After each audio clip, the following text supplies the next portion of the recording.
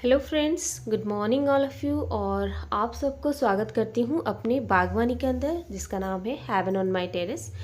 दोस्तों, आज का जो टॉपिक है वो है सॉइल प्रिपरेशन कैसे करना है। दोस्तों, जब भी आप गुलाब के पौधे लेकर आते हैं तो उसको आपको नॉर्मली यूं ही गार्डन सॉइल के अंदर नहीं लगाना है। उससे पहले कम से कम 20 दिन पहले आपको सॉइल प्रिपेयर करके रखना पड़ेगा।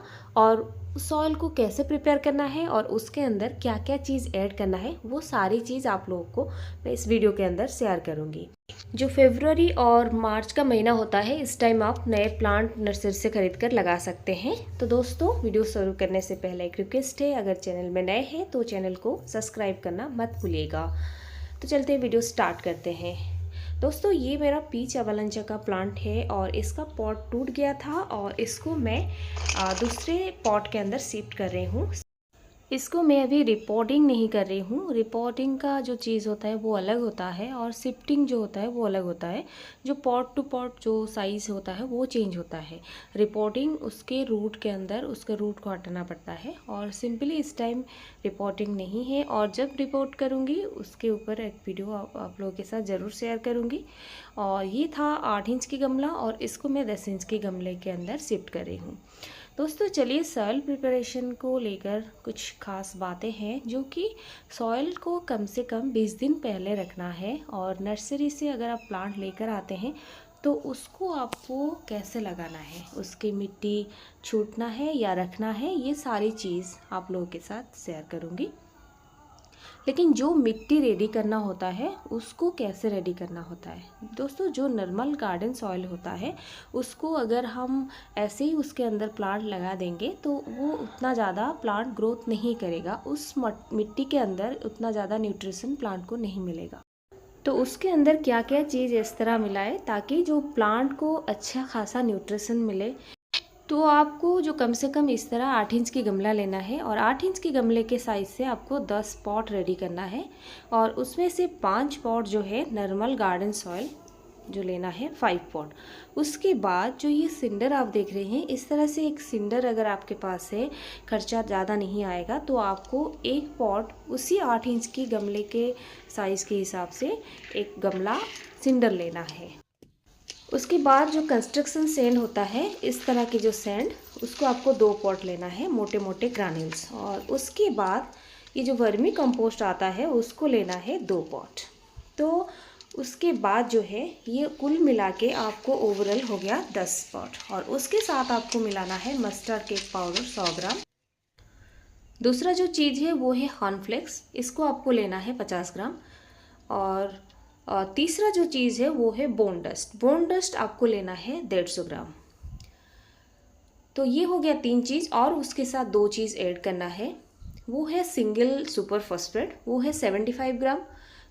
दूसरा है पोटासियम सल्फेट, ये आपको 35 ग्राम। ओवरऑल ये सारी चीज़ आपको मिक्स करके हल्का सा पानी छिड़कने के बाद, जो ओवरऑल मिट्टी होता है गार्डन सॉइल, आपको ओवरऑल इस तरह से गमले के अंदर सारी चीज़ को मिला लेना है और उसके अंदर थोड़ा सा जो है पानी आपको छिड़क देना है। पानी छिड़क के आपको किसी शेडी एरिया में कम से कम आप इसको 20 दिन तक रख दीजिए। 20 दिन रखने के बाद जब आपके पास, अगर आप कोई नर्सरी से प्लांट खरीद कर लेकर आते हैं, तो आपको जो रूट के अंदर जो सॉइल होता है उसको हटाना नहीं है, वो आगे मैं दिखाऊंगी आपको लगाना कैसा है। जो रूट के अंदर जो मिट्टी होता है उसको आपको 50% के आसपास रखना है। और इस तरह से जो 6 इंच के गमले आते हैं, जो छोटे गमले आपने लिए हैं, 8 इंच की गमले के हिसाब से जो है मिट्टी रेडी किया है और उसको कम से कम 20 दिन किसी बोरी में भर कर रख सकते हैं या फिर किसी गमले, बड़े मिट्टी वाले जो गमले आते हैं उसके अंदर आप इसको भरकर पानी छिड़क कर उसको ढककर शेडी एरिया में रखना है। उसके अंदर धूप नहीं पड़ना चाहिए। और जो भी प्लांट अगर आप ऑनलाइन परचेस करते हैं उसके अंदर आपको देखेंगे थोड़ा सा रूट बॉल मिलेगा, उस रूट बॉल को हटाना नहीं है बिल्कुल भी। और उस टाइम आप चाहे तो फंजीसाइड यूज़ कर सकते हैं, कोई दिक्कत नहीं है। लेकिन अगर आप उसके अंदर माइक्रोराइज़र डालना चाहते हैं तो आपको जो है एसएसपी को स्किप करना पड़ेगा। ये चीज़ को आपको ध्यान रखना है। अगर आप माइक्रोराइज़र यूज करते हैं लगाते टाइम तो एसएसपी स्किप करिए। अगर आप माइक्रोराइजा बाद में यूज करेंगे तो एसएसपी उस मिट्टी के अंदर डाल के लगा सकते हैं।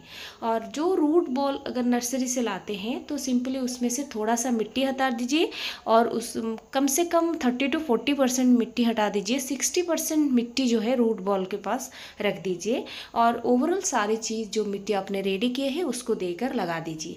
लगाने के बाद आपको जितना पानी चाहिए पॉट के अंदर, पूरा ओवरऑल पॉट गीला हो जाना चाहिए, कम से कम ½ लीटर के आसपास पानी डाल देना है, आगे आपको पानी नहीं देना है। और ये सारी चीज़ करने के बाद अगर आप उस टाइम एसएसपी मिलाकर मिट्टी के अंदर रखे हैं तो माइक्रोराइजा नहीं देना है। और जब आप प्लांट को लगा देते हैं उसके ओवरऑल जो फूल हैं, पत्ते हैं, इस चीज़ को आपको ज़रूर हटाना है। अगर प्लांट के अंदर कोई बर्ड लगे हुए हैं तो उसको भी हटाना है और इसको कम से कम 10 से 12 दिन तक शेडी एरिया में रखना है। आपको ये नोटिस करना है कितना अर्ली इसके अंदर लीव्स आता है। अगर लीव्स उस 7 डेज़ के अंदर लीव्स आ जाती है तो आप इसको हल्का धूप में रख दीजिए। अगर नहीं आती है तो कम से कम 10-12 दिन तक वेट करिए लीव्स कब तक आता है। और अपने एसएसपी डाला है तो आपको कम से कम 7 दिन तक हल्का सावरिंग करना है और मीडिया इतना जल्दी ड्राई नहीं होगा, इस चीज़ को आपको ध्यान रखना है। मीडिया जब ड्राई हो जाएगा आपको लगेगा 3 दिन लगता है या 2 दिन लगता है, अभी तो टेम्परेचर बढ़ रहे हैं, अगर आपके 2 दिन चल जाते हैं ये सॉइल के अंदर जो पानी ड्राइनेस आपको चेक करना है और 2 या 2.5 दिन 3 दिन के बाद आपको दोबारा वाटरिंग करना है। हल्का वाटरिंग करना है क्योंकि इसके अंदर उतना ज़्यादा रूट डेवलप नहीं है तो आप उतना ज़्यादा पानी भी नहीं दे सकते और प्लांट भी डाइरेक्ट नहीं मारेगा कि आप सोचेंगे कि पानी नहीं दे रही हूँ। तो उसके बाद 7 डेज़ या 5 डेज़ के बाद आप माइक्रोराइजा पर प्लांट 2 ग्राम ऐड कर दीजिए, हल्का गुड़ाई कर दीजिए, हाफ चम्मच 2 ग्राम के आसपास उसके अंदर माइक्रोराइजा डाल दीजिए। तो दोबारा उसके अंदर अगर जो 7 डेज़ के बाद हल्का वाटरिंग कर दीजिए। आप प्लांट के ग्रोथ देखेंगे और इसको कम से कम 1 महीने के बाद आपको फीडिंग करना है। फीडिंग आपको करना क्या है, सिंपली आपको उसके अंदर जो फीडिंग है वो 1261 ह्यूमिक एसिड, ऐसे ही फीडिंग चला सकते हैं। जो नए हैं इनको नहीं पता, अगर आप न्यूली जो देख रहे हैं नहीं पता, अगर पुराने जो मेरे फ्रेंड्स हैं तो उनको पता है 1261 ह्यूमिक एसिड फिर 1261। और ये सॉइल मीडिया है। अब गर्मी स्टार्ट होने वाली है, गर्मी भी स्टार्ट हो गई है और आपको पानी जो है 1 दिन के गैप में ही रिक्वायरमेंट रहेगी प्लांट को। तो इस चीज़ को आप करके देखिए, ट्राई करके देखिए। ये सॉइल का बेस्ट प्रिपरेशन है और सिंपली चीज़ है जो आपको सारी जगह मिल जाएगी। और इसके अंदर सिंडर जो मिक्स करने का और सैंड मिक्स करने का रीज़न है, इसका जो आगे बारिश के सीज़न आएगा इसके अंदर वाटर लॉक नहीं होगा। इसका जो वाटर मैनेजमेंट, जो वाटर ड्रेनेज प्रोसेस है वो बहुत अच्छा होता है। ओवरऑल सारी चीज़ ये जल्दी सूख भी जाएगा और ड्रेनेज भी हो जाएगा और इसके अंदर जो ऑक्सीजन है उसका जो रूट के लिए जो ऑक्सीजन चाहिए, जो एयर फ्लो होता है वो भी अच्छा होगा। और उसके बाद कम से कम 1 महीने बाद फीडिंग स्टार्ट करना है। तो दोस्तों ओवरऑल सारी चीज़ जो है आप लोग को समझ आ गया होगा आई थिंक। और नहीं आ रही है तो आप मुझे कमेंट में डाउट्स पूछ सकते हैं। और ये जो मेरा प्लांट है इसको मैं शिफ्ट ऑलरेडी कर चुकी हूँ और इसको मैं शेडी एरिया में कम से कम 2-3 दिन तक रखूँगी क्योंकि इसके रूट के अंदर मैं कोई छेड़छाड़ नहीं किया है। और इसको थोड़ा साइज़ मैंने चेंज कर दिया 10 इंच की गमले में। और ये मेरा 1.5 साल का प्लांट है। तो दोस्तों आज का जो टॉपिक था आप लोगों को कैसा लगा कमेंट करके ज़रूर बताना। और वीडियो के अंदर आप नए हैं तो चैनल को सब्सक्राइब करना भी मत भूलना। तो मिलते हैं एक नए वीडियो के साथ, जो पुराने प्लांट है उसका अपडेट और उसका फीडिंग शेड्यूल। तो तब तक के लिए take care, bye bye and thank you.